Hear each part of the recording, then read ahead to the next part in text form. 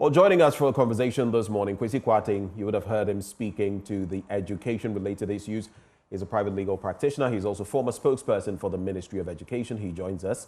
We also have Engineer Ebenezer Adu, member of the NDC's National Youth Working Committee.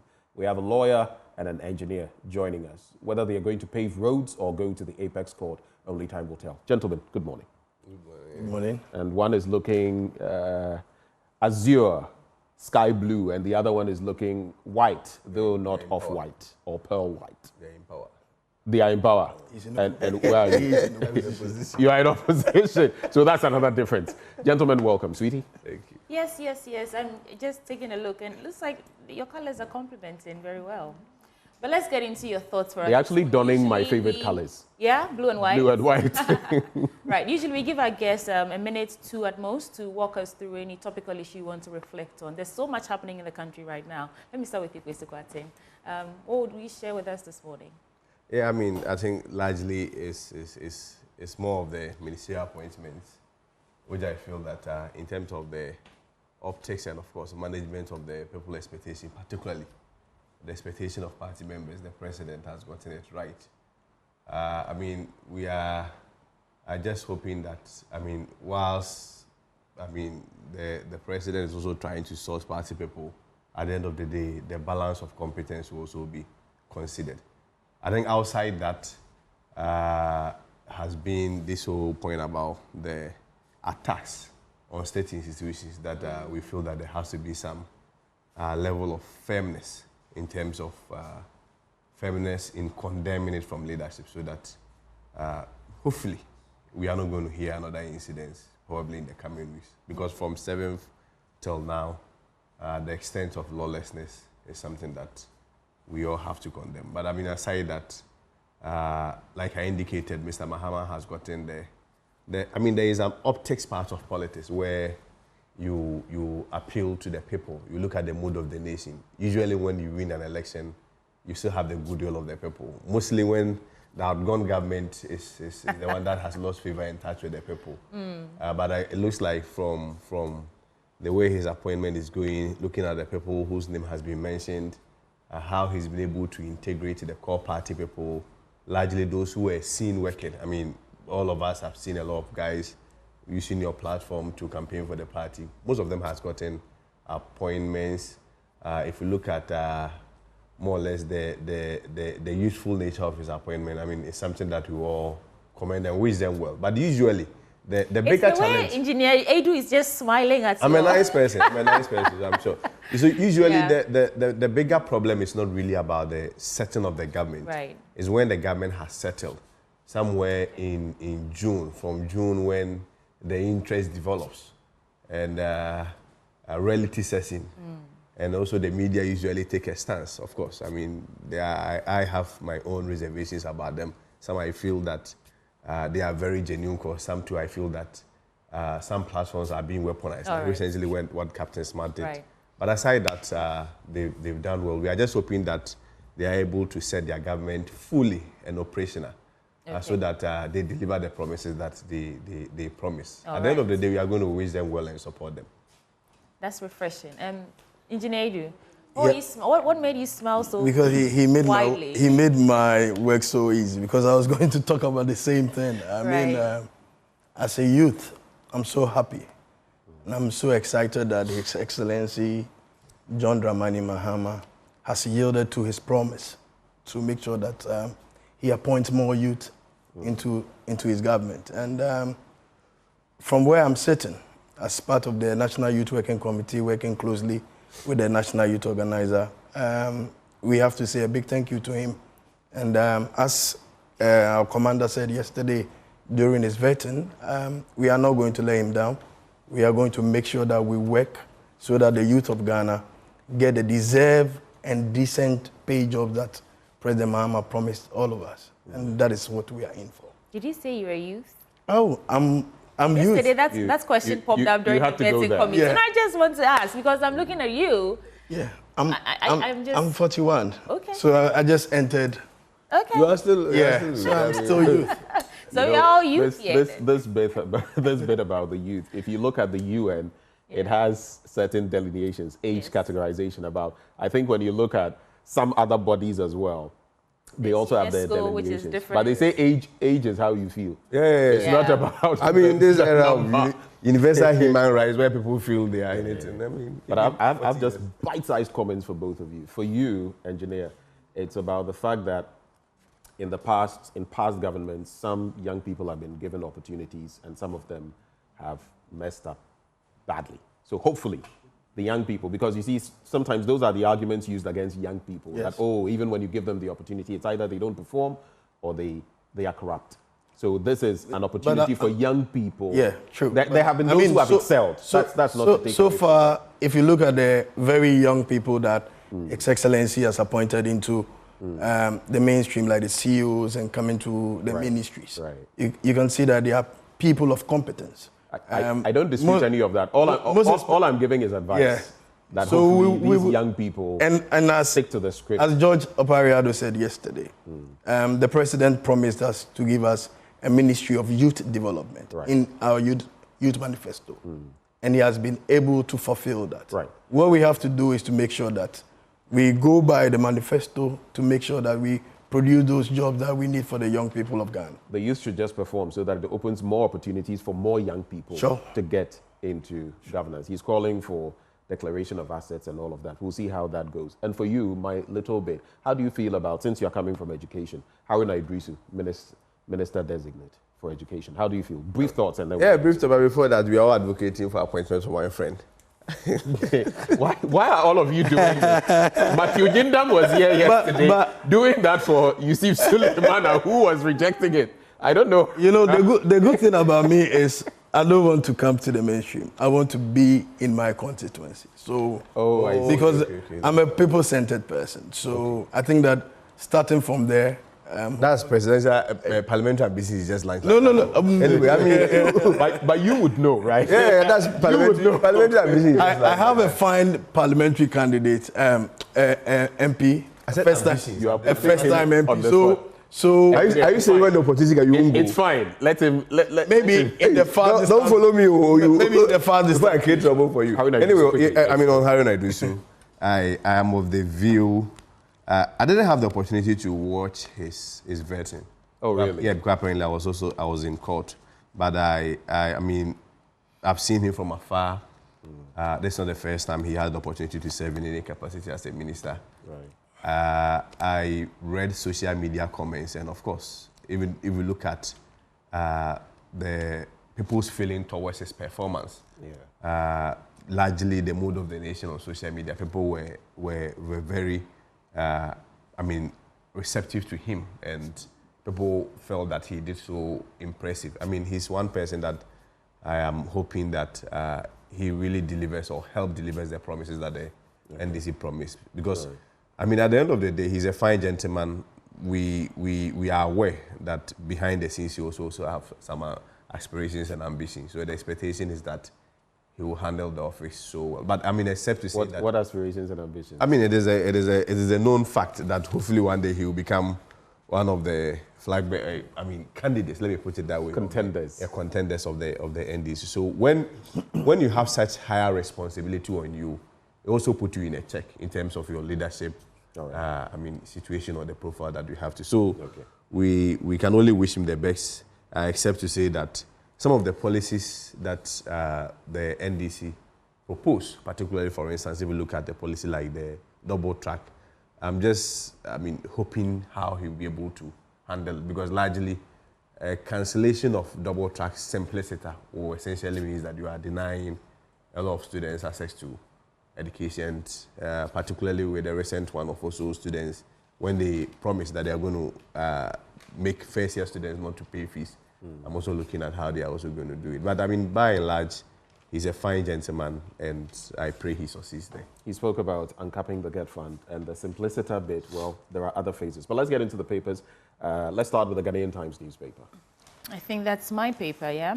Okay, so on the front page, serve with humility, candour. President Mahama tells new ministers yesterday when he was swearing in those 6 ministers. Commander Sugar Factory will be operationalized, Trade Minister Designate says. GJA to pursue justice for Lateef Idrisu, late Ahmed Swale at ICC. Let's start from there, because the Ghana Journalists Association says it will pursue justice for slain investigative journalist Ahmed Swale at the International Criminal Court if the Ghana Police Service failed to arrest and prosecute persons involved in the alleged murder. And they've given the police service up to March 2025 to come up with a comprehensive report from their investigations, arrest people, and prosecute them.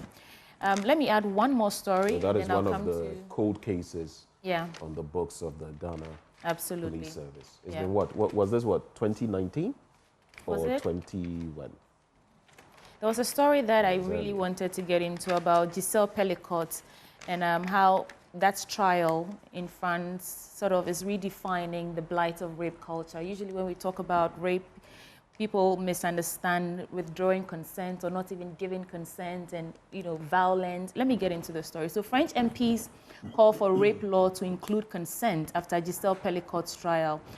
Dominique Pellicot was sentenced last month along with 50 other men for the repeated dragging and raping of Giselle Pellicot in a case that stunned France. So now they're saying that we should re-examine rape laws so that it's not just about violence and, coercion or threat or surprise, but also if you don't give consent, it is rape. And consent can be withdrawn at any time. That's a conversation I think we should be having here in Ghana as well. But what do you think, gentlemen? But let me just say this. Yeah. And Kwesi Kwarteng will definitely be aware. Sometimes it comes across as strange, but it has always been the case here. That has been the case in our jurisdiction. What has been the case? The issue of consent and the fact that at any given point, you can be... I doubt that, because we came from a culture of victim blame. No shedding. What did you wear when I say it has always been the case, I mean the law over the last how many has always been that some people just don't know that this is what it is, and that at any point within that process, the other party can say stop, and you would have to.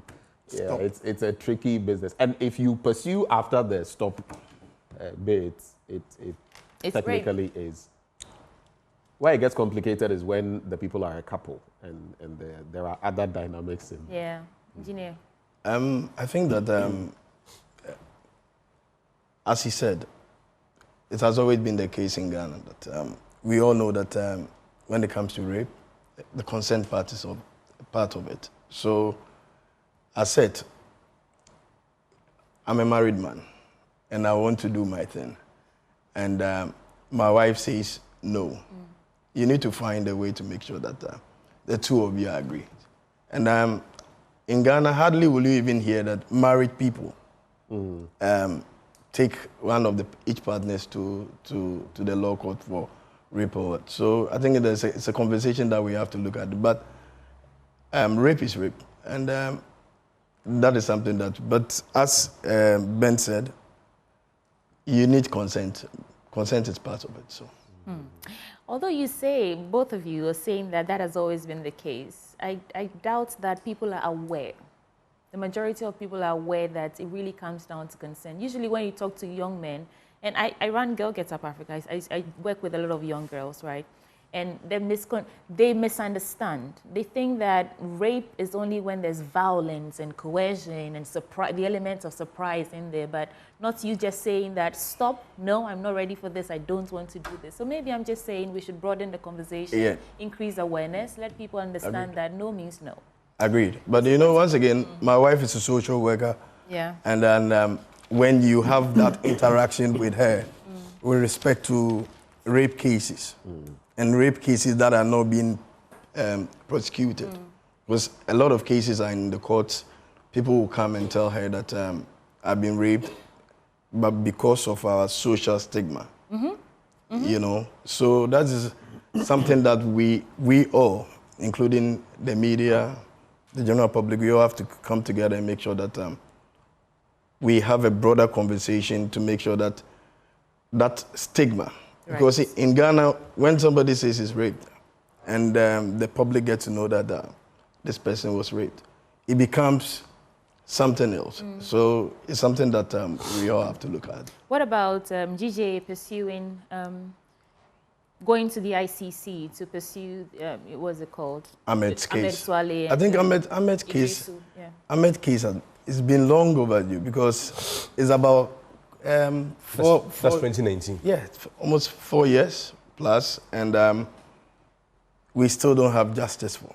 And I'm passionate about Ahmed's case because before I became an engineer, I was once a journalist, just like you. I was on radio advocating. And I think that what journalists go through in line of duty, this is what happened to him. And it's been 4 years.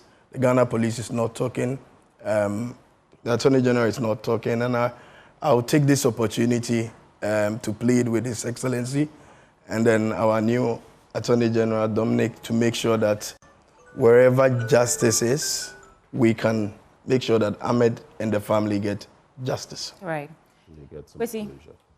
Yeah, I mean, on the subject matter of rape, we have to understand that when it comes to the whole conversation about crime, it is on basis of jurisdiction, where a particular state or nation defines what constitutes a crime within their laws.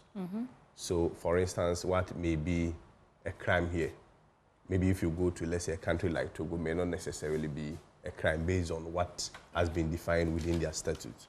So when you want to have a conversation about, for instance, a subject like rape, certainly we may have to make reference to the definition of rape within our jurisdiction, particularly when it comes to the Criminal Offences Act, the Act 29 per se. So I'll just, with your permission, just read it. So, the definition is Section 97. Section 97 largely talks about rape, but it talks about the punishment. But the definition of rape is in Section 98 of the Criminal Offences Act, where rape is defined as the carnal knowledge of a female of 16 years or above without her consent. So the key elements here has to do with the carnal knowledge of a female. It means that a man cannot be raped within that. That's an interesting aspect of the law. It talks about penetration and all that, which means that technically a man cannot be raped. If someone puts on also, but the men who say we will complain. We are not complaining. You speak for yourself. Relax. No, a lot of the men are not complaining. So, the framers of the law admits that that is a non-issue. Maybe in the future it become an issue. I think it's an issue. But as at when these laws were being drafted, the framers of the law thought that men could not be raped within the jurisdictions of Ghana. And I think one also important element had to do with the element of age and consent. Because when it says 16 years or above, which means that when you are below 16 years, consent does not matter. Indeed. When you have sex with somebody who is below 16 years, essentially whether or not the person consented, that will constitute defilement. Okay. But when the person is more than 16 years plus, the key item or the key element that the law will look at it, whether or not consent. And of course, we were discussing consent. There has been a lot of decided cases that have suggested that consent is consent, to the extent that even when you are trusting and the person said consent has been revoked, stop.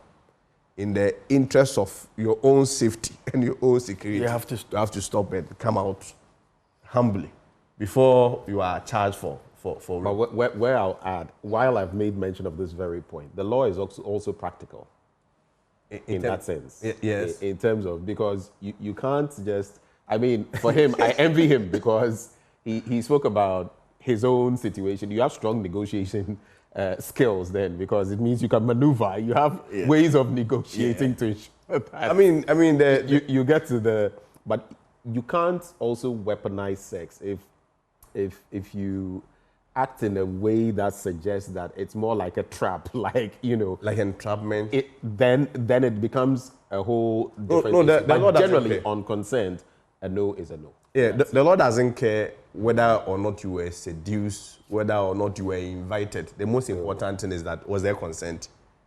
At the point that you were trusting, was there consent? If consent had been revoked, then, of course, the law would then look at the age of the person and whether or not the person is a female. I'm using whether or not the person is a female because within this 21st century, there has been a lot of conversation on sexuality.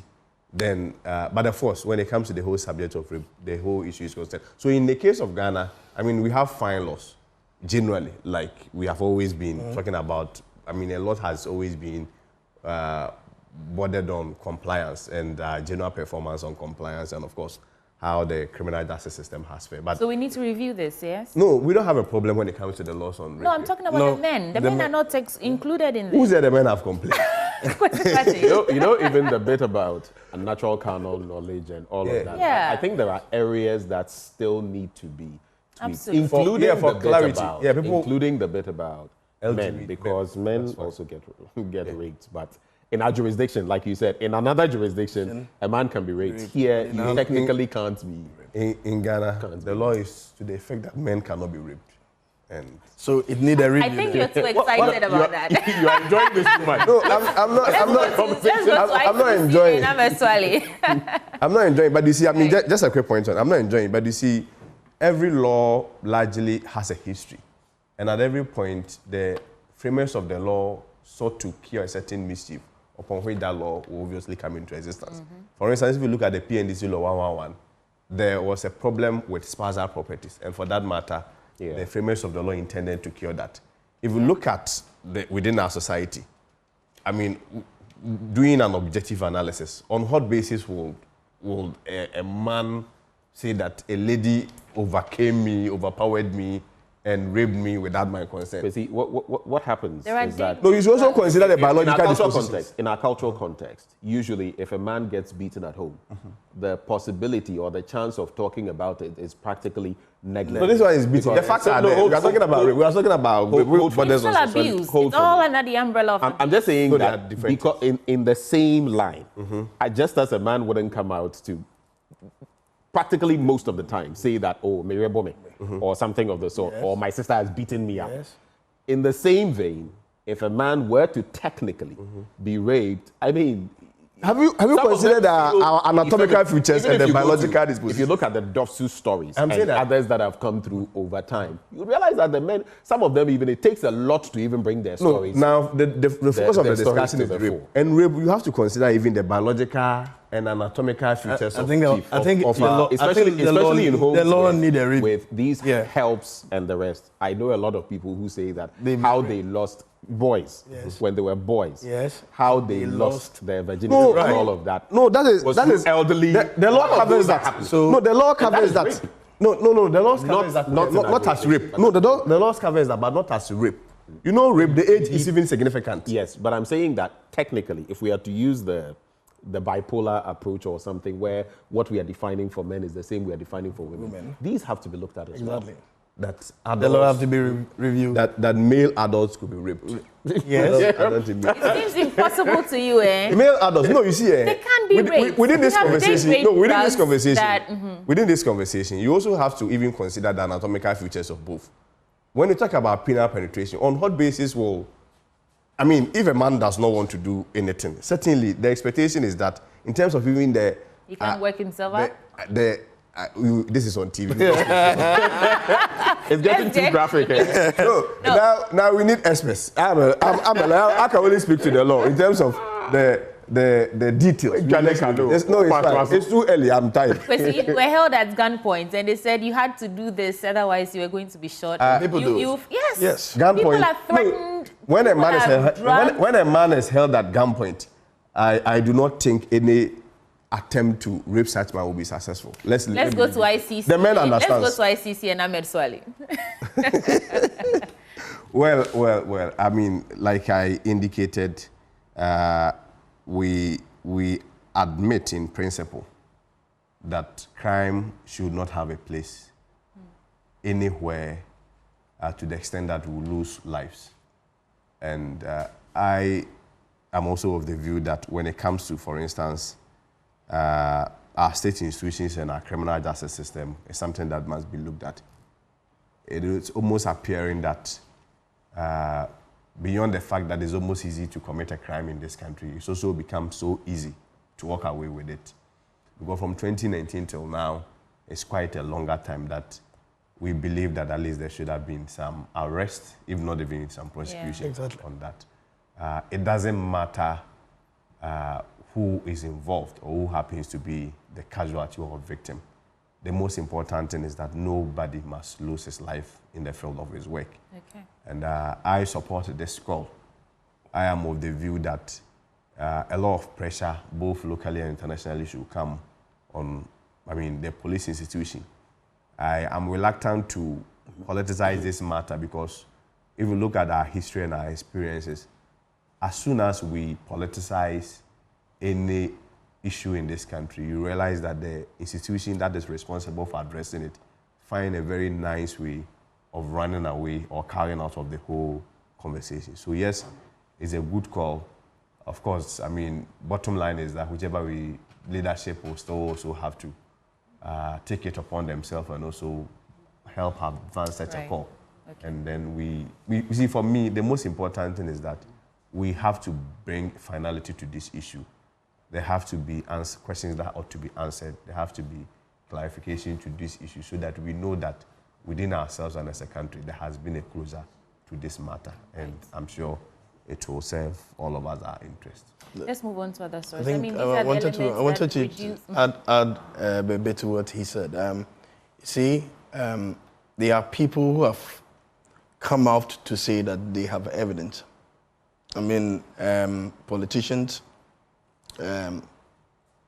journalists, but I ask myself, what is going on? And as he said, anything that we politicize it becomes something that we always, because the person who is doing the investigation, because of politics and because of his position, will try and make sure that he is always on the side of the politician. Yeah. I think that a time has come in our country that right is right, wrong is wrong. Okay. Me and you were in this country when A+ said just recently that if people dare him, he will tell the investigators or the appropriate quarters who are involved. Yes. Why don't you invite such people and find out that if you have an evidence to people who had the murder of Ahmed Swale, they will be taken on. So I think that we need to sit up on this. And this is a test case for the new Attorney General. Right. And is somebody that all of us are looking up to make sure that the judiciary is reset. Okay. So definitely this case should be part of it. All right. Let's get into your paper. You know Kweko Usupepra, he said he works with you. You're a fantastic sports journalist. Yes. Ah, okay. Let's get into your paper now. I won the best commentator in Western region. Ah, okay. That's the overseer. So you can walk us through the stories on the front page. We pick one that piques your interest and we discuss. Okay, so we will waste no time. That's Kisel Atufosen. Right. And then, I would definitely go here. I will champion youth-centered initiative to drive job creation. George Opariado. Right. Bost new MD set sights on innovation and collaboration and excellence. And I will advocate for paternity leave. That's the new gender minister. Yeah, yeah. So I think I'll take for the youth. For George's story. He's somebody that I've worked closely with as part of the National Youth Working Committee. It's like we are a cabinet of the youth organizer. So almost every program that we championed for us to win power, we were all part of it. Our chairman is Okai Minta. And George Opariado is a fantastic young man. For the first time in the history of Ghana, we came up with a youth manifesto. And if you look at our youth manifesto, there are a lot of job opportunities for us young people. The reason why we did a youth manifesto is to make sure that we bridge that gap, because everybody knows that youth unemployment in Ghana is a national security threat. And George, now being the minister, we all know that... Well, yes, to be confirmed, but okay. But we believe that he'll be confirmed. Right. With his fantastic vetting yesterday. We all believe that he will be confirmed. And there are a number of programs in our youth manifesto that we will champion in the next few days when he's being confirmed as the minister. Great. We wish him well, and then all of us will make sure that we support him for the job that we need, for the decent pay job that we need for young people of Ghana to come to pass. Thank you. We don't have time, but I do want to ask Kwesi Kwarteng why he was excited about paternity leave. I mean, it's a good call. In this era of universal human rights where everybody is demanding for equality and equity, I think it's also proper that men... What are you going to do with the leave? Because from what I hear, they don't stay home. They don't stay home to actually help the mothers to cater for the children. Oh, we do. You do? Yes, of course, we do. I mean, that's a very... Oh, no, when what this are you going happened, to do with the time? I mean, you're supposed to be helping take care of the children, the babies. No, but when you ask what are you going to do with the time, it's a bit... in other jurisdictions, in Norway and other places, the men... Just as here in Ghana, I think sometimes we demonize this situation, demonize men too much. Like, what are they? I know a lot of men who nowadays are very helpful at home. Because if you are not, the postpartum issues and all of those, a lot of women are going through stuff. So I think this is a good thing if they can work it out. Because usually it's not about saying it. It's about the detail of executing it and ensuring that people don't abuse the system. And ensuring that, because in the end, what is the... How is that different from what I'm saying, though? What is it meant to serve? It is meant to ensure that society becomes better. You have children who are, better. You see, it's a bit... I find it a bit denigrating. I really want to hear Kwesi Kwarteng. When I wanted to say something on that, which is what I am saying, that let it not come out as though men play no role at home, or that when women give birth, this is going to be a free ride for men to just play around. I mean, such a question, if you ask me, is usually anchored on speculative assumptions. Largely from fears that even if we want to put empirical data on it, may not even exist. Because a lot of us, if we really look into our lives, we appreciate the roles that our fathers have played in our lives. Yes. So I am of the view that, I mean, no matter how such a question is funded, at the end of the day, like Benjamin said, it depends on the detail of such initiative, the details of such an initiative, where maybe it requires that, or it proposes A, B, C, or D. But of course, we all know that whichever way, men also needs to be part of the process. They've all been part of the process. The child birth is not just an event. And it's also not a one-party affair. Right. Even the emotional support that the men will also give is something that... So we need paternity leave. I mean, it's a conversation that has come on board. Right. It's something that we need to discuss and weigh all the pros and cons. We also have to look at it, the impact on also jobs. Because if at the end of the day, myself and my wife, we are in the same company, and my wife has maternity leave, will a private company be willing to also give? But the law is law. Yeah, but I mean, the law will always be law. But you see, people always have also a creative way of going around. It's even the more reason why you may have a subtle company policy where they are saying that we are not going to employ more women. Because if we employ, for instance, 100 women here, and let's say 20 get pregnant, I mean, hypothetically, within a year, it means that I'm going to pay people who literally are not working and still have to look at other workers. So in this context, we are also going to add the men. We also have to look at, I mean, all those border conversations. But of course, I mean, it's something that has just come, is good for consideration. Me, I'm for it. I'm here to start giving birth officially. Unofficially. if I may just add, research-wise, in Norway, for example, parents are entitled to a total of 12 months leave in connection with the birth and after the birth. These 12 months include the mother's right to leave for up to 12 weeks during the pregnancy and 6 weeks of leave reserved for the mother after birth. In addition to the first 12 months, each of the parents is entitled to 1 year of leave for each birth. So these are jurisdictions that have advanced in terms of so many things. But if we aspire, then we might as well aspire by learning best practices, and then you apply. Because you don't just go and do 12 months. You get it. Yeah. It took time for them to get there. But if you're starting with 3 or 4 months, how do you manage it to ensure? Maybe we can do 2 now that in our manifesto we promised that maternity leave will be 4 months. Yeah. So maybe we can start from there. 2. We need it. Then we need it. Yeah, so that our children will not with go. you, but it's okay. It's not about me right now. Let's get into the new just a quick one. You see, at that very tender age, yeah. I am of the view that bonding is very crucial.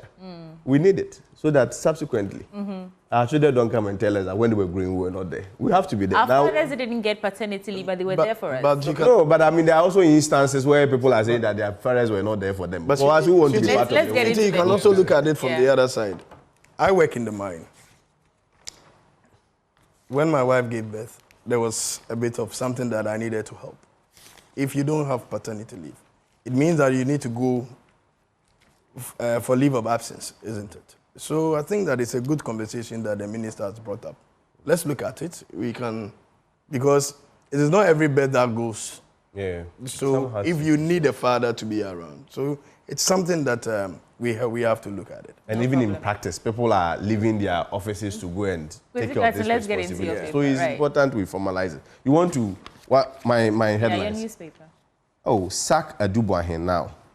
Kidnapping suspect, money laundering suspect, corruption suspect, human rights abuse suspect, blasphemy suspect. I mean, I don't know who this Adubuahin is. I knew we would have a good one on this one. I don't know who he is, and I've not read the story into details, but... Just give us a bit of that story. This man don't suffer. Why? He was heading one of the state institutions? Yes, just read the story. You will understand. Oh, I see. So, page... But this paper, the New Republic, has come through with some pretty interesting... How can you have headline just like that? With all this... allegations, kidnapping suspect, one person. Kidnapping suspect, money laundering suspect, corruption suspect, human rights abuse suspect. The Emirates ladies situation, was it Emirates or something of the sort? Yeah. I think he's one of those. Yeah, unfortunately. But you see, like we will say, if you are not adducing evidence, yeah, they will just be put. Yesterday also, it was a spy ring that had been uncovered around this Mahama. newspaper has been putting out some very. But you can't find the story is not inside. The story is not inside. It's just. Yeah. Let's be sure that they've put this headline there and there's no story. So you see, Saka Dubuahin now. I mean, that's the banner. Ordinarily, there should have been a page number. Now we are going to go through let's do this well. This place it has pictures of the ministers who has been nominated. Because it would be something else. Mahama had a banner headline like this and no story. Karen's terrifying ordeal of this one is husband and wife issue. Who has nothing to do with that. This one is Ghana's first vice president. I can see Sami Jemfi and Mr. Wu appointments committee. We are conducting this exercise because this would be something very... Levy remover. This one is normal advertisement. This one, reducing the cost of living, has no relationship with Kaswa Ritual, has no relationship. Reducing cost of living. Then international news, White House, Trump and co, they are issues. Let's keep going. And this one is also an ad. That is an ad. Entertainment news, sports news. So I guess the story is... That's a teaser. Kidnapping suspect and the rest. Wow. No, but it's just the banner headline. No, it doesn't have any story. I'm literally saying that is the story. Wow. Do you get it? The newspaper, New Republic. And who is the editor? Yeah, I don't know. I don't know. Wow. But do you get the point I'm trying to make? And there's no story. Or is it a case that maybe some of the... Maybe it's a teaser. Maybe the story will come in the next Well, if anyone is watching us from that team, let us know what's happened here. No, but you can't... But the pages are also intact. It's not... This is not. This is some propagandist agenda. But let's move on. Daily Graphic. So why did you put this one in front of me? The die was cast. You have a new wines in your party. Wow. Well, if it had fallen in front of me, I would have to make it. So. Wow. Anyway, that's interesting. I just suspected when you started. Anyway. Daily Graphic. Government to provide incentives for agri-businesses to produce raw materials. Trade Minister designate discloses. Reduce ministries' portfolios. Good experts say, but urge caution. No tolerance for arrogance, disrespect. President Mahama tells appointees.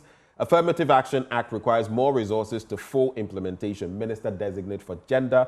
UNDP Ghana's YAI transforms lives through youth-led innovation. On the back page, Korle-Klottey Municipal Assembly records 200% growth in property rate, and EU and the Netherlands launch youth empowerment initiative. Let's celebrate what is due. So, the Korle-Klottey Municipal Assembly, from an average performance of 3,504,222 cedis and 30 pesos recorded from 2019 to 2023 and 2024, the Assembly had 12,355,844, which translated to 252.6% growth over the 5-year average. We salute them, and of course, that Municipal Assembly. Pictured there, Emmanuel Basie is the Municipal Coordinating Director. Then, I mean, we've done the story about no tolerance for arrogance and the rest. So let me. Oh, okay. It's something that we've discussed already. Oh, okay. I mean, we broached the subject. If you want to talk about it, no wahala. But 3 governance experts have described President Mahama's lean government proposition as a healthy stride in the country's governance space, cautioning, however, that it will not be without drawbacks. They agree that President John Dramani Mahama's commitment to appointing only 60 ministers and compressing the sectors into 23 ministries have enormous advantages, although initial implementation challenges cannot be overlooked. A governance fellow at the Institute of Economic Affairs, Dr. Samuel Kofi Dakwa, said the transition might induce disruptions as employees adapted to new roles and responsibilities, which could lead to temporary inefficiencies. Then, University of Education Winneba Gilbert Ahimfo Ado insisted that although this approach presented significant benefits, some challenges needed to be carefully addressed. And finally, the president of the Chamber for Local Governance, Dr. Richard Fiadomo, argued, however, that the reduction of the ministries would not affect the governance of the country negatively because of their realignment by the president. So different strokes for different folks, different thoughts on these matters. The UN seeks $910 million for humanitarian crisis in Nigeria's northeast.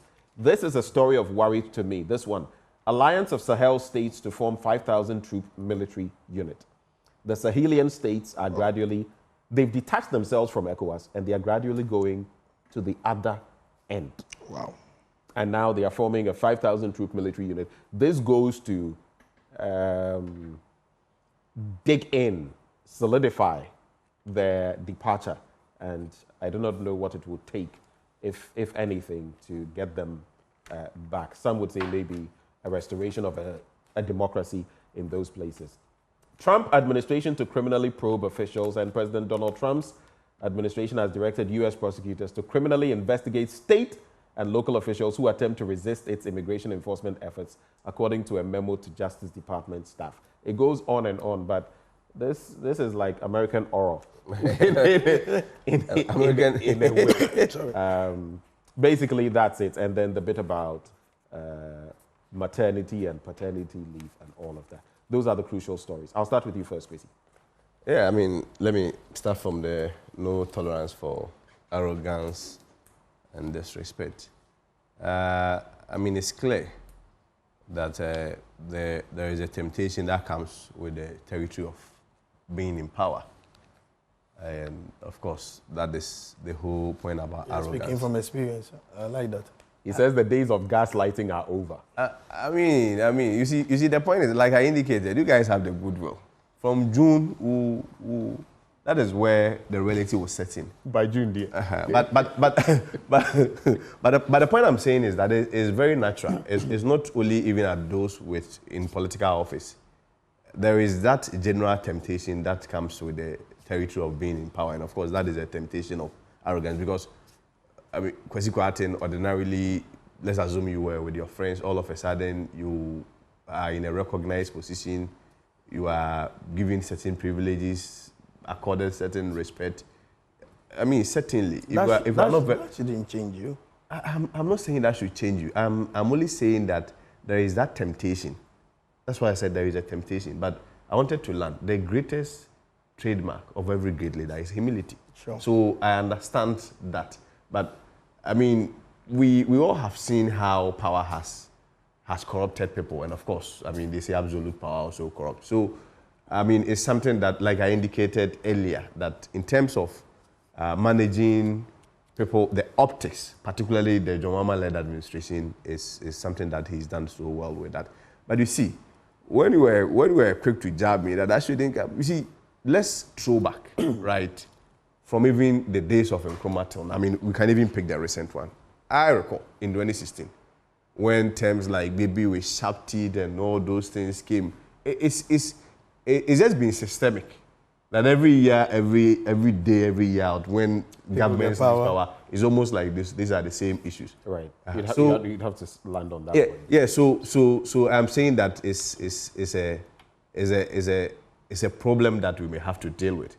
But I am happy that from the onset, it became quite topical that the government are saying that, well, we have to balance the optics. We have to look at the mood of the nation. We also have to look at our body language and everything, because at the end of the day, that is what the ordinary Ghanaian seeks to see from the leader. And like I indicated, we can only wish you well and hope that the way you've started, you proceed with that. Eben, though you may not want to be a member of parliament, how about an MC? Is that something you would embrace if you got the slot?